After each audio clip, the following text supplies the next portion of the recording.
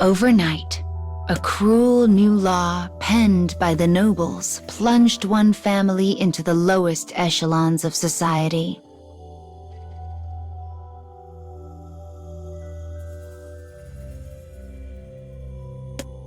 The father lost his job.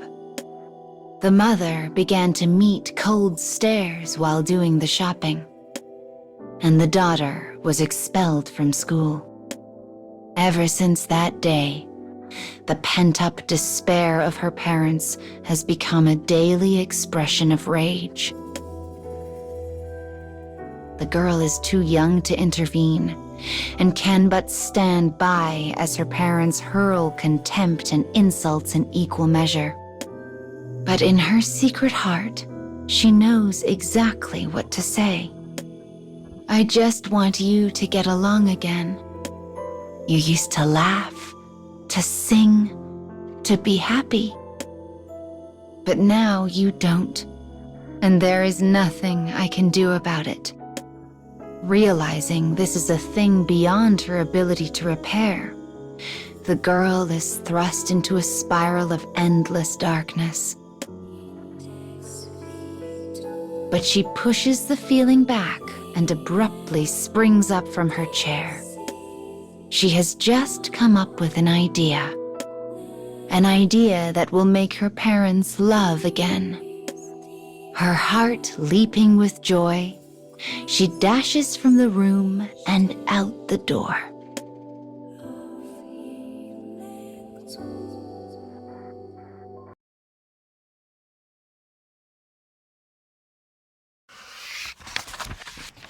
Father, mother, daughter.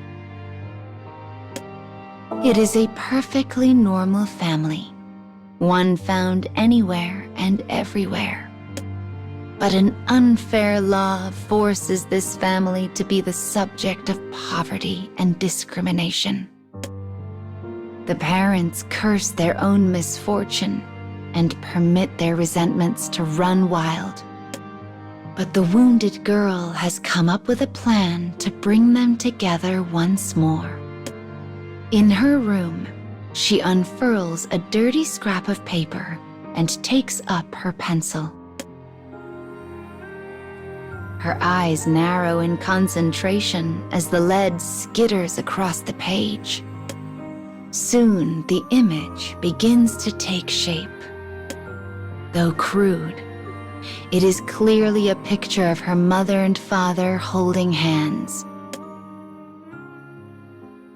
The daughter carefully puts the finishing touches on the picture, pouring her entire heart and soul into its creation.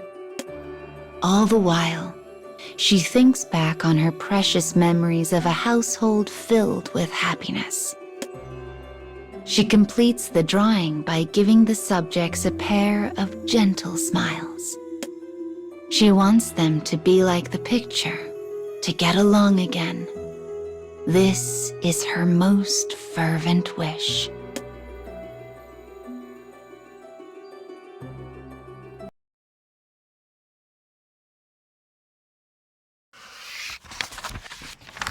The girl has drawn her parents in happier days with a crude and unpracticed hand. She feels confident they will stop fighting once she shows them her creation. She knows it will make them remember better times. Her mother sits silently at the table.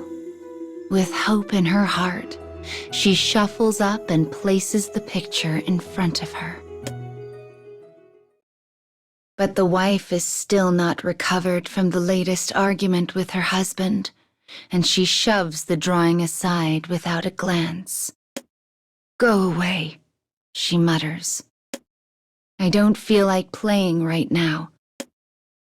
Her weary eyes never leave the surface of the table. The girl stands rooted in place, unsure of what to do next. Eventually, she comes to a realization. She is sad, unbearably sad, and this sadness is threatening to consume her.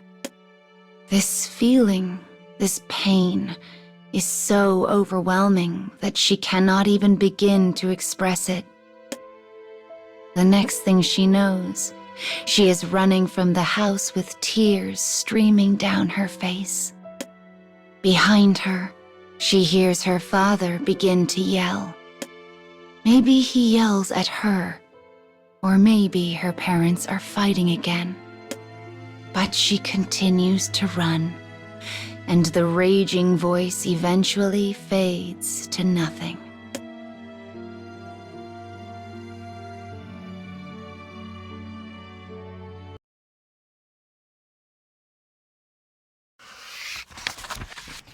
Ignored by her mother, the girl fled her house carrying a heart heavy with despair. Having regained some modicum of control, she now sits silently and still in the cool night air. Not wanting her parents to worry, she finally forces her feet to begin the long trek home, a journey made all the harder by the anchor of her weary soul. I wonder if they're still fighting. The girl approaches a window and peers inside to find her parents sitting across the table from one another. Her mother is speaking. Their life has been one of constant discrimination and poverty ever since the law was unveiled. Their formerly strained livelihoods became even more difficult.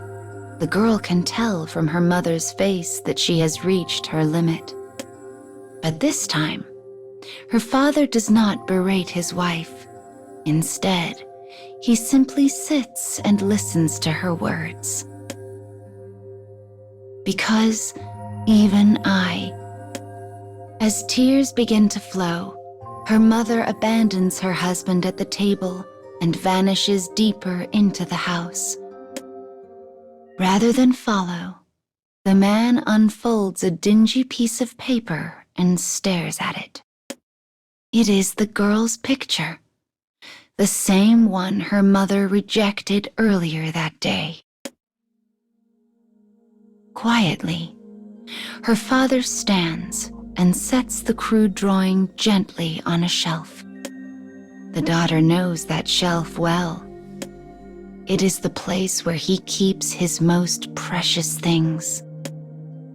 It holds letters he and his wife exchanged during their courtship, pressed flowers given to him by his daughter, and seashells collected by the family during a rare day of rest at the beach. The daughter is not alone in her dream. All of them want things to go back to how they were.